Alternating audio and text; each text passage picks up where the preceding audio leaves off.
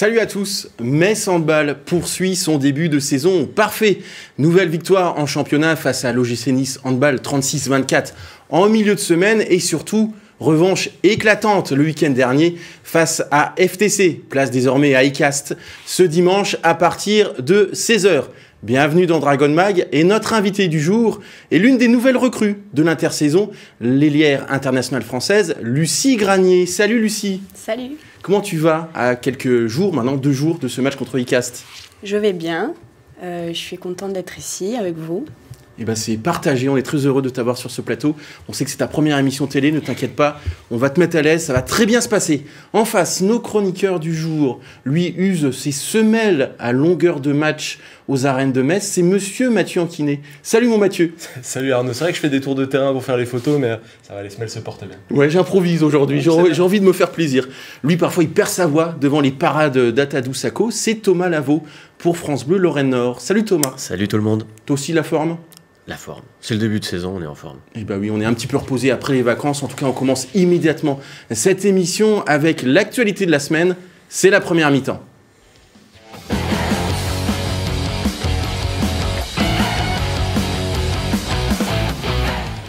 Alors Lucie, on va tout d'abord parler du dernier match. C'était donc mercredi contre l'OGC Nice. Victoire assez facile, 36-24, avec un début de match supersonique, puisqu'au bout de 10 minutes, il y avait déjà 10-3. On était parti sur des bases très élevées. C'est vrai qu'on a bien commencé le match. On a une victoire à la clé. Après, voilà, un match, c'est 60 minutes. Donc, bien commencer, c'est bien. Mais faire pendant 60 minutes le travail, c'est important. Comment tu te sens d'une manière générale dans cette nouvelle formation de Metz Handball? Je me sens bien, de mieux en mieux. Voilà, je prends mes marques au fur et à mesure. Les filles, le staff, le club, tout le monde essaie de me mettre à l'aise. Donc voilà, je suis bien. Alors tu es arrivé en cours de préparation puisque tu étais en stage en équipe de France. Celle qui joue normalement à côté de toi, c'est Louise Winterburgad qui a aussi été un petit peu blessée. Comment ça se passe entre vous au niveau des repères? On a vu notamment Louise plusieurs fois te taper dans la main après des bonnes défenses. Ça se passe bien. Louise, c'est quelqu'un qui va vers l'autre. Donc voilà, elle me dit toujours parle-moi si tu sens quelque chose que je vois pas, si... Voilà, elle est toujours en train de vouloir construire quelque chose, donc c'est super. Et en défense, c'est quelqu'un de très agressif aussi, donc on aime bien défendre ensemble. Justement, on voit des images justement de toi avec Louise. L'ambiance des arènes de Metz, alors tu connaissais quand tu étais venu avec Besançon, là maintenant tu es avec le public des arènes. Tu ressens justement le soutien, l'appui du public messin? C'est clair que c'est hyper important. Donc, alors oui, j'avais déjà vu avant, mais c'est pas pareil quand on est tous ensemble. Mais oui, c'est hyper important, je pense, parce que ça nous pousse. Et quand on dit que c'est le 8e homme, je pense que c'est hyper important.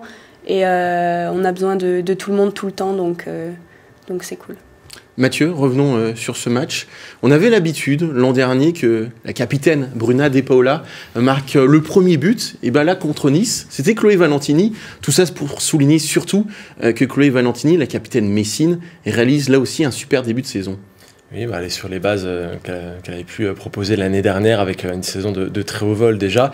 Là, elle a des nouvelles responsabilités. Alors le premier but, je ne sais pas si c'est un challenge personnel ou pas. On va voir si ça se confirme au fil de la saison. Je ne sais pas si c'était le cas pour Bruna non plus d'ailleurs.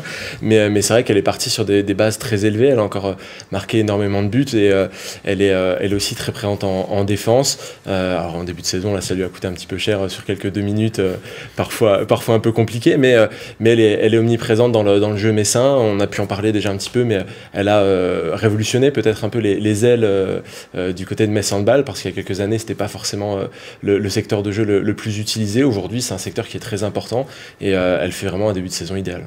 Puis c'est vrai qu'elle a le brassard de capitaine, elle aurait pu avoir une pression supplémentaire, et justement cette pression, on a l'impression qu'elle coule sur elle.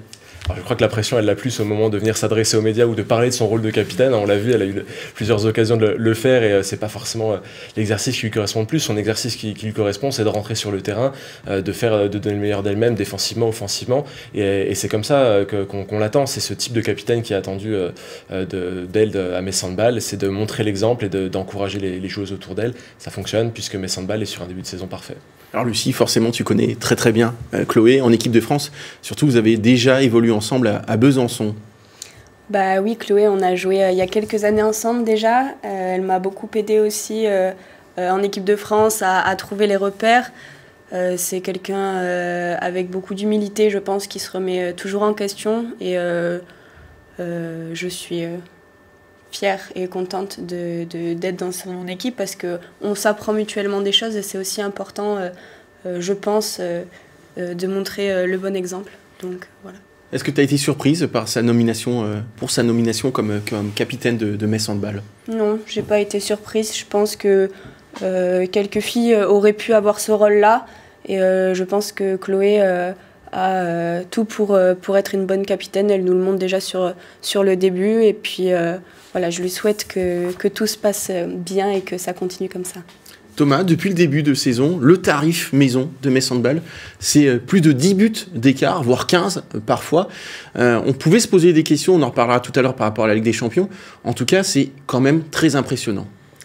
C'est impressionnant parce que l'année dernière, parfois en début de match, Metz Handball avait besoin peut-être d'un quart d'heure pour prendre les devants, pour créer un petit écart. Et finalement, en ce début de saison, avec une équipe qui est aussi encore en construction, qui doit aussi se découvrir pour pouvoir tendre vers le très très haut niveau, on se rend compte que les écarts sont faits très vite. Ça a été fait contre Nice, ça a été fait, à mon avis, même surtout l'exemple révélateur, c'est FTC quelques jours plus tôt en Ligue des Champions.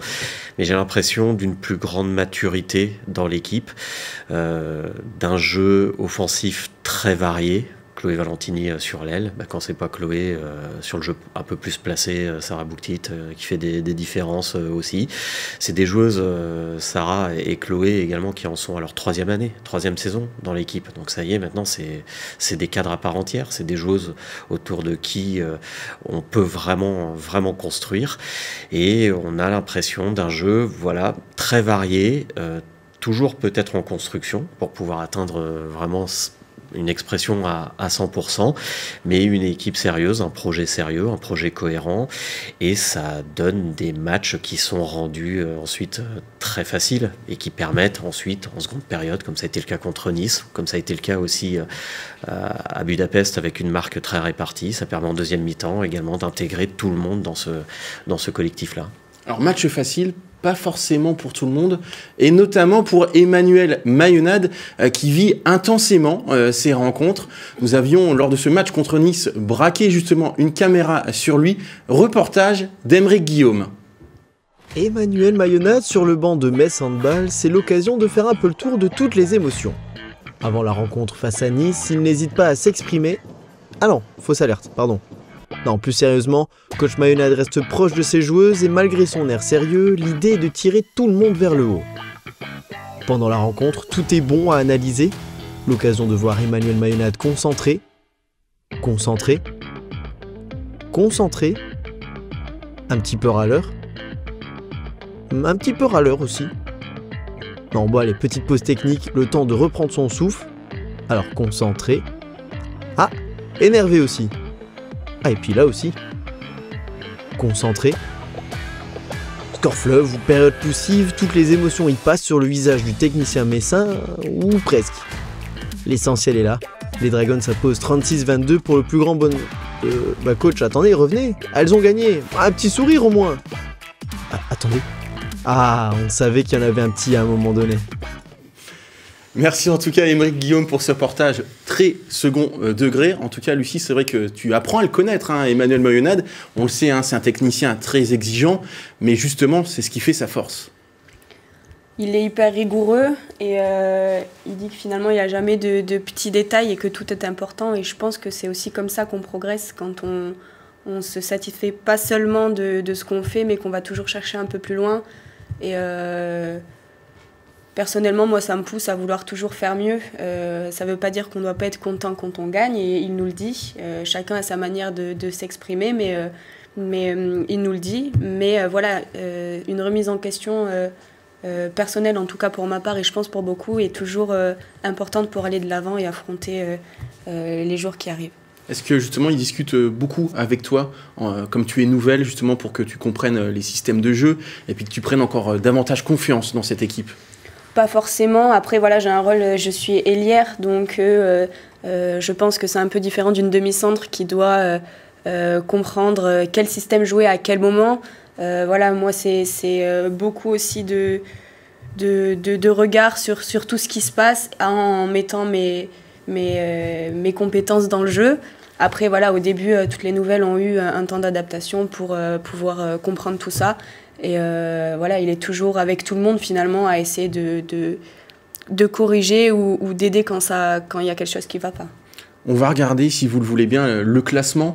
Après donc les rencontres de la 4e journée de la Ligue Butagaz Énergie. Alors, il n'y a pas tous les matchs. C'est vrai que c'est un classement un peu tronqué, ce qui énerve énormément mon acolyte de gauche. En tout cas, la seule chose que l'on doit retenir, c'est la première place de Metz Handball, qui est en tête donc avec 12 points, 4 matchs, 4 victoires.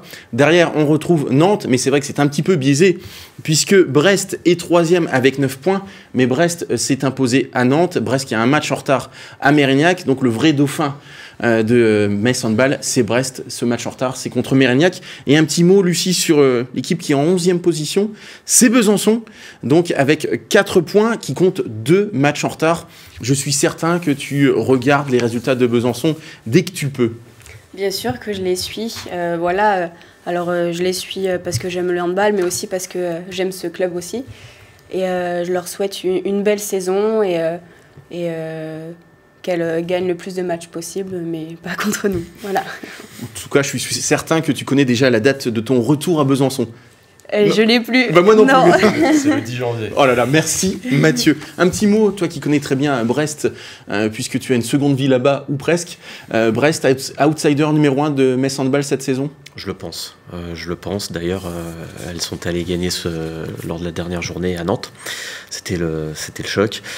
Je pense qu'il y a effectivement cette année un peu plus, un cadre peut-être un peu plus apaisé à Brest, un peu plus propice à la performance. Beaucoup de joueuses, pas à la relance, mais qui en tout cas vont devoir justifier leur potentiel, avec peut-être un esprit revanchard vis-à-vis d'elles-mêmes, vis-à-vis de la saison dernière également pour celles qui sont restées, des moyens financiers encore un petit peu en hausse. Donc oui, effectivement, je pense que Brest sera l'adversaire numéro 1 du Metz Handball.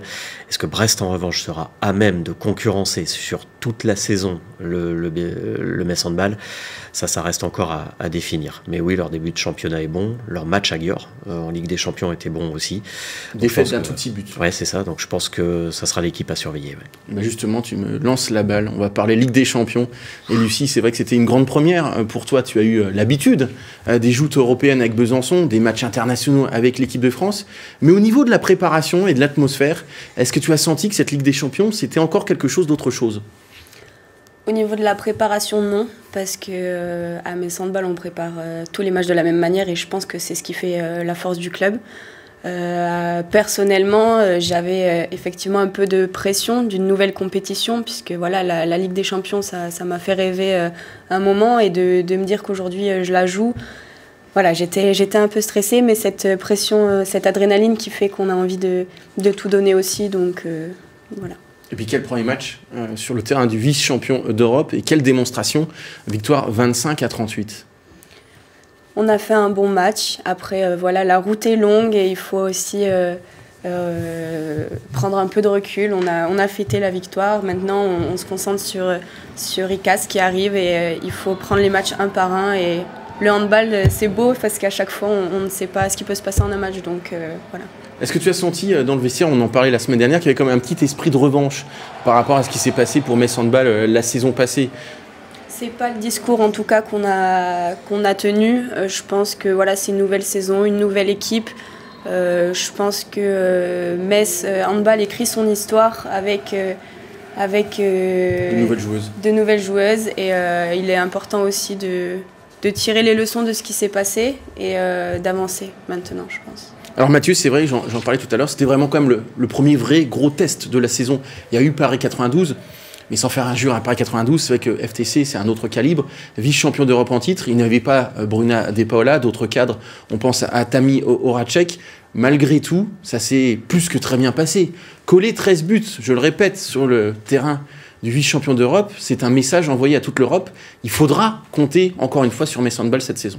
Ouais, tu as cité Tamara Horacek l'année dernière sur le match aller de Ligue des Champions dans cette salle de la Herda Arena, qui peut être une salle impressionnante. Il y a un public qui pousse pas mal, une tribune qui est derrière les buts, qui envoie fort. Et Tamara Horacek avait fait un très bon match à l'aller. Elle s'en était voulu sur le retour, c'est une autre histoire. Et là aujourd'hui, c'est un autre Metz Handball qui s'est présenté. Certaines joueuses portent en elles cette histoire de ce match perdu et qui avait éliminé le club, Chloé Valentini par exemple.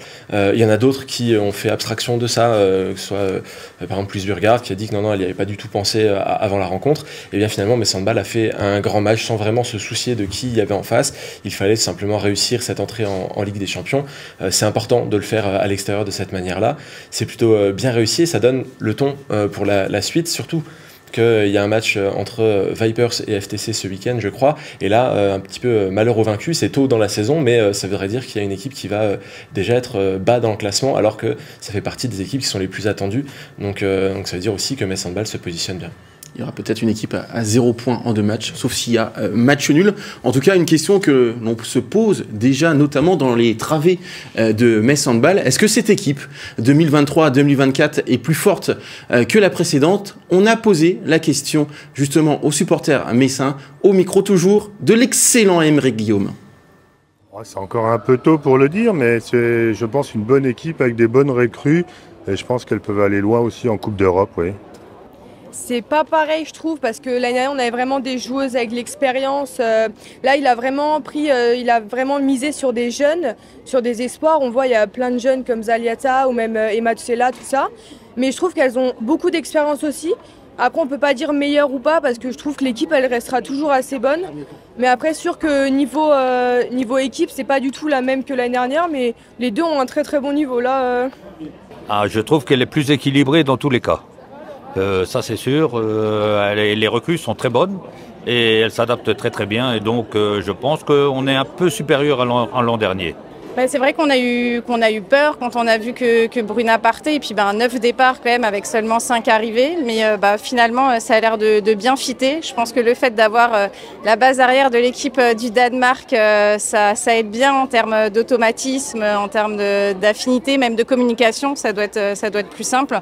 Donc c'est déjà très très sympa à regarder. Je trouve que par rapport à l'an dernier, elles sont par rapport au début de l'année, en comparaison, je les trouve déjà plus solides en défense et je trouve qu'il y a déjà plus d'automatisme en attaque avec déjà des beaux enchaînements et des bonnes interactions entre toutes. Donc moi je trouve ça déjà très très beau à voir. Je dirais pas meilleure mais plus complète. Les doublures sont meilleures que celles qu'on a l'an dernier. On a vraiment réussi à doubler tous les postes. On a par exemple 2 gardiennes de très haut niveau pour le coup. Et même à tous les postes, on a des très bonnes joueuses. Donc je pense que c'est une année qui va être encore plus belle que l'an dernier. Ouais. Thomas, est-ce que tu es d'accord avec les supporters messins? On a entendu quelques mots qui sortent du lot, peut-être plus complets, plus homogènes.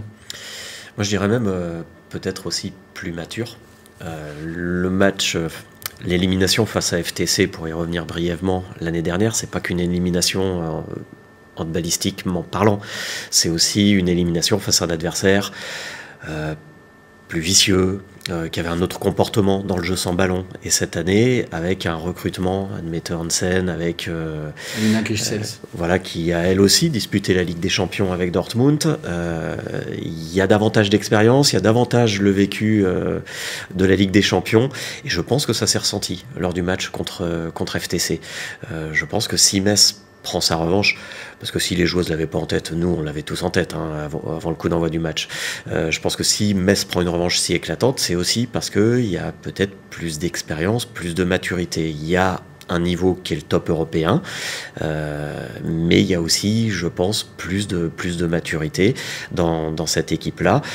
Sur les temps de parcours, l'équipe me semble un peu en avance par rapport à l'an dernier. Ça se voit aussi sur les chiffres défensifs, parce que je crois qu'à FTC de mémoire, c'est que 25. 25 buts encaissés, oui. Vice-champion d'Europe, à l'extérieur, avec le public, l'ambiance, tout ça. Tu prends que 25 buts. Tu multiplies d'autant tes chances de gagner. Donc oui, je pense qu'il y a une équipe qui, à cette heure-ci, est dans les temps, en tout cas sur ces temps de parcours. Eh bien, on va continuer à parler dans quelques minutes de cette Ligue des Champions et du prochain adversaire ICAST. Mais avant ça, c'est l'heure de la publicité. De retour sur le plateau de Dragon Mag pour la deuxième partie de l'émission, toujours avec Lucie Granier, notre invitée. Comme je vous le disais, on va parler donc de ce match de dimanche contre ICAST, mais on va regarder tout d'abord le calendrier de cette deuxième journée de Ligue des Champions. Pour ceux qui étaient avant nous lors de la première partie, eh bien Mathieu Anquinet nous a fait un petit teasing, puisque samedi à partir de 18h, il y aura donc ce choc entre Vipers et FTC, suivi du Rapid Bucarest qui affronte à 18h également la formation polonaise de Lubin, et donc dimanche à 14h, un match intéressant entre cette équipe de Krim Mercator qui est certainement à prendre au sérieux cette saison, Krim Mercator qui affronte Esbjerg, et donc Metz ICAST. ICAST, Lucie, qui a donc battu Vipers Kristiansand la semaine dernière, 30-26. Petite surprise ou pas pour toi ? Surprise, je sais pas. Je pense que c'est deux très bonnes équipes et comme j'ai dit tout à l'heure, en un match tout peut se passer, donc il faut vraiment bien travailler notre match comme on les travaille tous. C'est pour ça que je crois que ce vendredi, c'est séance vidéo pour un petit peu observer cette formation. Oui, on en a eu ce matin, on en a cet après-midi, on en a demain. La vidéo, c'est hyper important. Ça permet de ne pas être surpris aussi par l'adversaire, même si aussi on regarde les matchs en amont. Il faut savoir ce que va faire l'adversaire pour essayer de l'en empêcher. Alors Mathieu, c'est forcément un match un petit peu particulier pour nos trois joueuses danoises, Anne Mette Hansen, Christina Jorgensen et Louise Winter Burgard. Malgré tout, cette équipe, elle a de la qualité, il y a des belles individualités, dont Marketa Jerabkova, qui était la meilleure joueuse, on s'en souvient, du Final Four 2022. Tu parles d'un match particulier pour certaines joueuses, notamment surtout pour Louise Burgard qui a joué dans ce club-là aussi, donc ça va être des grandes retrouvailles. Et puis effectivement, Jerabkova, quelle joueuse, ça a pu en surprendre peut-être certains qu'elle rejoigne ICAST alors qu'elle était en finale de Ligue des Champions l'année dernière et qu'elle a brillé, qu'elle a été dans les meilleures joueuses de la saison tout simplement. Eh bien, elle a déjà montré qu'elle avait la volonté d'emmener ce club d'ICAST très loin. C'est un club qui a fait un parcours exemplaire, qui a eu une série, je crois, de 11 victoires européennes l'année dernière, donc à un niveau certes un cran en dessous, mais c'est pas à prendre à la légère. Ce sont des clubs qui ont tous de l'envie, donc finalement c'était presque un club qui était en dessous par défaut et qui cette année va jouer chèrement ses chances en Ligue des Champions. Ça a été prouvé lors de la première journée. Alors on aurait pu penser que le club s'était un peu affaibli, notamment au poste de gardienne avec le départ de Jessica Reid du côté de Nantes, et finalement on a vu lors du premier match que ça tenait très très bien la route. Et puis il y a plusieurs joueuses dont il faudra faire attention. Je pense aussi à Emma Fries sur l'aile, qui est une joueuse redoutable, qui est capable de faire de très belles choses. Mais effectivement, on aura une bonne partie de l'équipe internationale danoise. Ça va nous donner des avant-goûts de mondial, et ça sera plus tard dans l'année. Thomas, méfiance face à cette équipe d'ICAST que l'on voyait peut-être pas aussi haut, mais qui peut être l'un des trublions de cette poule, un petit peu comme Bucarest la saison passée. C'est une équipe issue d'un championnat redoutable, le championnat du Danemark. Donc c'est une équipe qui évolue très régulièrement contre des adversaires de très haut niveau, Esbjerg ou Odense, qui sont des équipes habituées de la Ligue des Champions. ICAST jusque-là se situait un petit peu derrière, un petit peu en retrait de ces deux équipes-là, mais il y a visiblement la volonté aussi de rattraper ces deux équipes, comme en témoigne le recrutement de Jerabkova. Pour le coup, le Metz Handball connaît très très bien. Donc oui, attention, méfiance. C'est une équipe qui veut s'installer visiblement sur la scène européenne, qui a une expérience de la Coupe d'Europe, de la victoire en Coupe d'Europe, même si c'était pas en Ligue des Champions. Et c'est peut-être là que se situe aussi un peu la faille de cette équipe. C'est que on a vu que la marche vers la Ligue des Champions était peut-être parfois un petit peu dure à franchir. Bietigheim l'année dernière, qu'on disait très ambitieux, qui voulait aussi faire exister dans cette Ligue des Champions, et qui finalement, sur la longueur, a eu des difficultés. Complètement écroulé dans deuxième partie de poule. Donc il faut aussi que ICAST puisse se fondre dans la Ligue des Champions. Moi, ce qui m'a impressionné contre Vipers, c'est pas tant la victoire, c'est la manière, c'est le fait que l'écart ait été gonflé très très tôt. Elles sont visiblement en pleine confiance, elles ont gagné tous leurs matchs en championnat aussi, donc il faudra bien sûr de la concentration, puis il faudra aussi, je pense, toute la connaissance des Danoises du Metz Handball, qui vont forcément connaître aussi pas mal leur adversaire en face pour pouvoir faire respecter la hiérarchie, parce que Metz à domicile reste le favori de ce match. Le match s'annonce en tout cas palpitant, il reste encore des places, en tout cas c'est le match à suivre ce dimanche à partir de 16h aux arènes. On va passer à la deuxième partie de cette émission, c'est l'heure des débats et surtout de la deuxième mi-temps.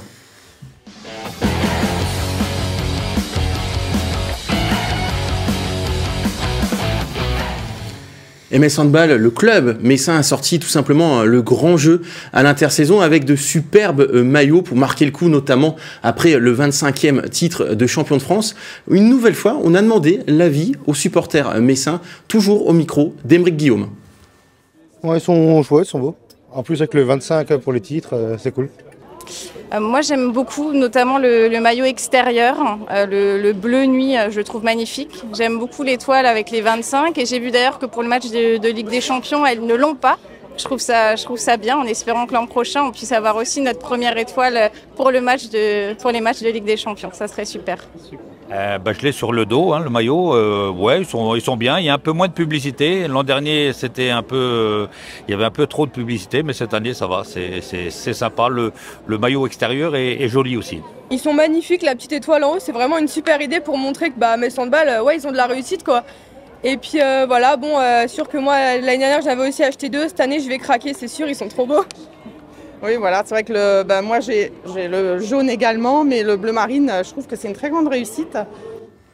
Qu'en penses-tu, Lucie, de ces nouveaux maillots, que ce soit le jaune ou le bleu nuit également? J'aime beaucoup les maillots. En plus, ils sont agréables à porter et c'est un peu important pour nous. J'aime bien l'étoile aussi parce que ça montre aussi l'histoire et la construction du club de Metz. Et je pense qu'avec humilité, toujours, ils essaient de communiquer aussi sur leur histoire. Et je pense que c'est aussi important pour le sport féminin, le handball. Donc, On t'en a beaucoup parlé justement de l'histoire de Metz Handball dès que tu es arrivé en Moselle. Oui, on en a parlé. Après aussi, de l'extérieur, on l'entend aussi. Le sport féminin et le handball féminin, ça n'a pas toujours été facile. C'est compliqué pour de nombreux clubs. Donc la construction et la pérennité des clubs féminins, c'est important. Et je pense qu'ici, on met tout en œuvre pour. Mathieu, c'est vrai qu'on sent qu'il se passe quelque chose depuis plusieurs saisons. Hein. On le dit régulièrement sur cette émission, depuis l'arrivée notamment, que ce soit de Sébastien Robert, de Léa Guillou ou encore de Greg Muller. Il se passe quelque chose autour de la marque Metz Handball. Oui, c'est peut-être quelque chose qui avait été sous-évalué par le passé, c'est-à-dire qu'on connaissait vaguement Metz Handball, ok oui c'est l'équipe qui gagne tous ses matchs, ok ça marche. Non, là maintenant il y a vraiment quelque chose, une entité Metz Handball qui est connue de plus en plus, à commencer par Metz, j'en parle souvent, mais je me souviens d'une vidéo où il y avait des joueuses internationales françaises qui allaient dans la rue et dire aux gens est-ce que vous savez qui je suis, et personne n'avait la moindre idée de qui c'était. Tu parles de Manon Huette, il y a 4-5 ans par exemple, il me semble que Grace Davidi s'était prêtée au jeu aussi, et c'est il y a 4 ou 5 ans, et c'est assez dramatique puisque c'est une des équipes les plus marquantes en termes de sport féminin, en termes de sport français d'une manière générale, avec le rayonnement en Ligue des Champions, etc. Et aujourd'hui, c'est en train de changer. De plus en plus de gens connaissent ce club. On l'a vu aussi avec la présentation sur la Moselle, avec le nombre de personnes qui étaient autour et qui observaient ce qui est en train de se passer. C'est des événements qui sont importants, qui sont porteurs et qui permettent au sport féminin d'exister de meilleure manière, à Metz Handball d'être mieux représenté, et malheureusement ça passe aussi par tout ce qui est merchandising, etc. Ça passe pas que par le sportif, et le fait d'avoir une gamme de maillots dans lesquels les supporters se retrouvent, qui est estampillé Metz Handball, que les gens reconnaissent à travers la France, c'est hyper important, et ce sont des petites étapes à franchir pour que le sport féminin brille et que les gens s'y reconnaissent. Comment as-tu vécu, c'est vrai que Mathieu a parlé de la parade nautique sur la Moselle, comment tu as vécu l'événement? Là aussi, ça montre que Metz Handball est plus qu'un club. C'était vraiment, vraiment beau. J'avais jamais été sur la Moselle, donc au moins c'est fait. Bienvenue. Merci. Non, il y avait beaucoup de monde dans un très joli cadre. Je pense que le président et l'ensemble du club avaient à cœur de donner un spectacle aux gens pour leur montrer que voilà, on était tous ensemble, et on a eu la chance du temps aussi, donc tout était fait pour que ça se passe bien. Thomas, est-ce que tu es d'accord avec Mathieu sur ce changement de dimension dans tous les domaines, que ça soit effectivement sportif? Il y a quelques années, Metz Handball ne jouait pas le Final Four, mais aussi au niveau du merchandising et tout ce qui est autour de la communication. Déjà, je pense que Metz Handball a une chance, c'est d'être dans une ville où on n'est pas, entre guillemets, saturé en club de très haut niveau en sport collectif. Je pense que par exemple à Nantes, c'est peut-être un peu plus compliqué pour Nantes de faire sa place. Parce que là-bas, quasiment tous les sports collectifs évoluent soit en Ligue 1, soit en équivalent deuxième division. Ensuite, la meilleure des publicités aussi pour le Metz Handball, ça reste la Ligue des Champions, la médaille de bronze en 2022. Il fallait pas faire l'inverse. C'est-à-dire, voilà, il fallait pas commencer par développer la marque, puis ensuite aller chercher l'objectif sportif. Donc ça s'est construit dans l'ordre. Il y a effectivement une vague sur laquelle le club peut surfer, une équipe qui a sans doute jamais été aussi forte, sans dénigrer les précédentes, mais voilà, il y a ce qu'il faut, effectivement. Mais voilà, tous ces efforts-là aussi, ils vont dépendre des résultats sportifs. Donc si, encore une fois, on en reste à cette politique globale, sportive, marketing cohérente, il y a effectivement ce qu'il faut pour que le Metz Handball, je dirais, conserve sa place dans la ville, parce que maintenant elle est bien ancrée. Il y a quelques années, Metz était la meilleure équipe du championnat. Aujourd'hui, c'est l'une des meilleures équipes d'Europe, et ça, forcément, maintenant, tout le monde le sait. Et l'homme qui incarne l'excellence de Metz Handball, c'est évidemment Emmanuel Mayonade depuis quelques jours et même la semaine dernière sur ce plateau avec Thierry Weisman. Il y a un petit peu le buzz, comme on dit aujourd'hui dans le jargon, autour peut-être de sa future sélection en équipe de France. Il pourrait en tout cas remplacer Olivier Krumbol, c'est ce que nous a dit le président de Metz Handball, Thierry Weisman, la semaine dernière. Une nouvelle fois, les supporters messins ont été mis à contribution. On écoute leur réaction. Moi, je trouve qu'on se pose la question pourquoi est-ce que cette rumeur elle vient maintenant. C'est quand même Thierry Weisman qui sort un petit peu la bombe dans Dragon Mag. Il mériterait totalement l'équipe de France. C'est sûr que pour Metz, ça serait une perte, mais je suis sûre que l'institution va rester debout et qu'on trouverait quelqu'un si effectivement ça devait se faire. Moi, je pense qu'il doit être un bon sélectionneur pour l'équipe de France. Oui. Parce que ce qu'il a fait à Metz Handball, il a fait du très bon travail, c'était régulier. Et je pense que pour l'équipe de France, pour prendre la suite d'Olivier Krumbol, ça peut être une bonne chose. Ah oui, je pense que c'est le bon successeur à Olivier Krumbol. Mais de le voir partir de Metz, ça ferait quand même... ce serait vraiment dommage pour Metz. Ce serait bien qu'il fasse les deux, mais bon, après ça, c'est pas de notre ressort.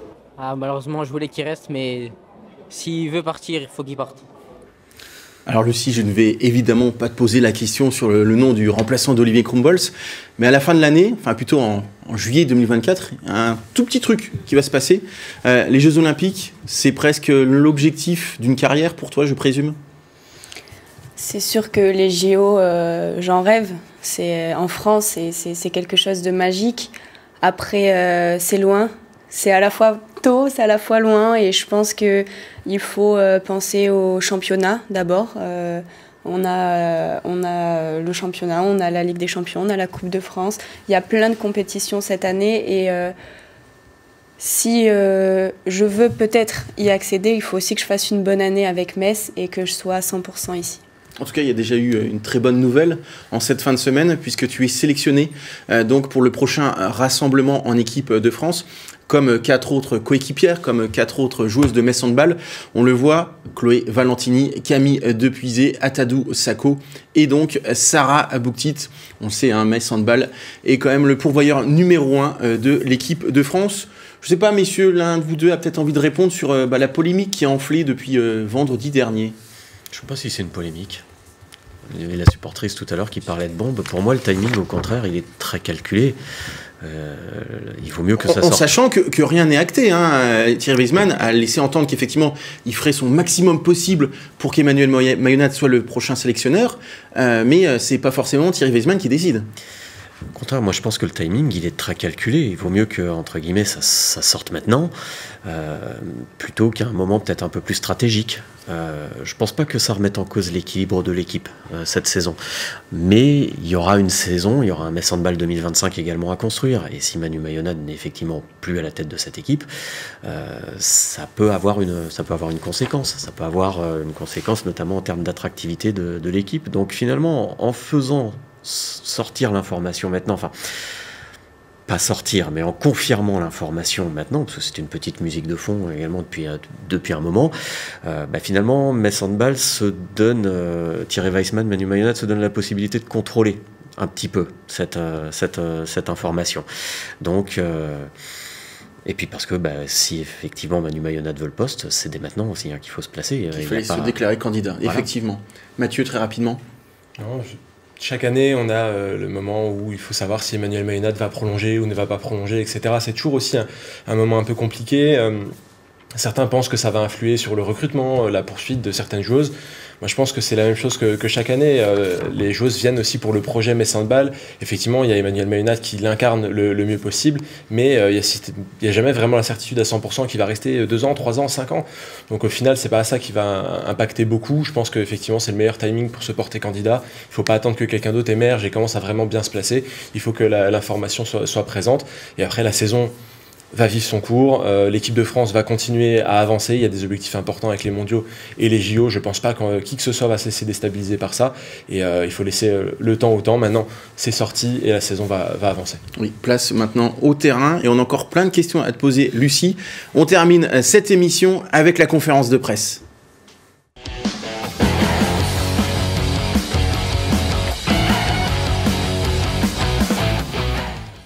C'est vrai que c'est une saison charnière pour toi, il y a les JO en fin de saison, mais surtout tu es passé de Besançon à Metz. Comment tu vis finalement ce gros changement sportif, mais également dans ta vie? Alors c'est sûr qu'il y a beaucoup de changements qui se sont opérés. Après, je voulais partir, c'était le moment de partir pour moi et je voulais passer un cap, et je savais que, et je pense encore qu'il n'y a qu'à Metz Handball que je pouvais trouver ce que je recherchais. Aujourd'hui, je me sens bien. C'est difficile, c'est pas facile. Je vais pas vous mentir, ça bosse beaucoup, mais j'adore. Enfin, je suis venue ici pour ça. J'apprends. Donc voilà, je suis très heureuse. C'est vrai que les joueuses qui arrivent à Metz Handball sont surprises par le niveau d'exigence et le travail demandé par Emmanuel Mayonnaud. Est-ce que tu t'attendais à ça, même si tu avais peut-être eu Chloé Valentini qui t'en a parlé? Surprise, non, parce que je m'étais beaucoup préparée à travailler dur. Les filles m'ont évidemment donné quelques conseils handballistiques et comment était un planning type et pour que j'ai avoir des idées avant. Après, on peut s'attendre à plein de choses. C'est, je pense, une fois qu'on y est, qu'on ressent vraiment les choses. Je pense que j'ai pas encore fini de me sentir bien. Je pense qu'on ne cesse jamais de s'intégrer. Et je veux aujourd'hui être la meilleure version de moi, et je pense qu'on l'a jamais vraiment. Je pense qu'on peut toujours évoluer. Donc, il y a encore de belles choses qui vont arriver. Mathieu, une question pour Lucie. L'année dernière, on était venu te voir à Besançon au moment de ta signature et on parlait de ton style de jeu, de ton gabarit aussi. Et tu nous disais, je cite, « Je ne finirai jamais avec de gros cuisseaux ». Et blague à part, c'était surtout pour nous dire à quel point tu misais sur ton explosivité et ta hargne en défense. Avant d'arriver à Metz Handball, tu n'avais aucune garantie que ça allait forcément fonctionner. Maintenant que tu connais un peu les systèmes de jeu, que tu as pu disputer des matchs, est-ce que tu penses que c'est quelque chose que tu vas pouvoir porter tout au long de la saison et que c'est vraiment un style de jeu qui va fonctionner à Metz Handball pour toi? Metz Handball court beaucoup, aime défendre, aime attaquer l'attaque, donc je me reconnais dans le projet de jeu. Après, je rejoins un peu ce que j'ai dit, on ne cesse jamais de trouver sa place. Voilà, il faut continuer à travailler pour être le mieux possible. Après, il y a tout ce qu'il y a autour du handball, la musculation, l'hygiène de vie, qui sont hyper importants. Donc, j'essaie au mieux possible de me mettre les meilleures chances de mon côté. Et je ferai quand même pas 30 kilos de plus, mais en tout cas, j'essaie de me renforcer et de travailler dans l'objectif que je veux mener. Avec notamment Nicolas Jarza, l'excellent préparateur physique de Metz Handball. Thomas, une question pour Lucie. Tu as découvert la Ligue des Champions la semaine dernière. Tu as découvert un nouvel environnement de travail début juillet. Il y a les Jeux Olympiques en toile de fond. Ça fait beaucoup d'informations également à gérer. Là, on ne parle pas de jeu, pas que de jeu en tout cas, mais mentalement, comment tu t'es préparé à ce changement, à ce basculement? Je pense que c'est important de cadrer, en fait. Je pense que aujourd'hui, j'ai une vie stable personnellement et je suis heureuse. Et je pense que c'est hyper important d'être heureuse en tant que femme et en tant que sportive. au-delà de ça, j'essaie vraiment de prendre, un peu comme on dit, on prend les matchs un par un, ce qui est vrai. Je prends aussi les étapes une à une. Mais là, tout se bouscule un peu. Pas vraiment, parce que au final, le championnat, je sais comment ça marche et j'ai toujours envie de toujours tout donner et ça va rien changer. La Ligue des Champions, c'est une superbe compétition qui vient se rajouter, qui n'enlève en rien à l'investissement que je mets au championnat. Donc c'est trouver un équilibre entre jouer tous les 3 matchs toute l'année. Ça, c'est quelque chose de nouveau. Mais aujourd'hui, voilà, on a tout autour, on a des soins kinés, on a tout en place pour pouvoir être performante. Et je suis aussi venue ici pour être bousculée. J'aime le défi aussi et je pense que c'est un beau défi ici. Et ben en tout cas, merci beaucoup Lucie d'être venue sur ce plateau pour ta première. C'était très très bien. Merci à vous deux. Comme d'habitude, vous avez été parfaits. Nous, on se retrouve vendredi prochain pour un nouveau Dragon Mag. D'ici là, portez-vous bien et évidemment, bye bye.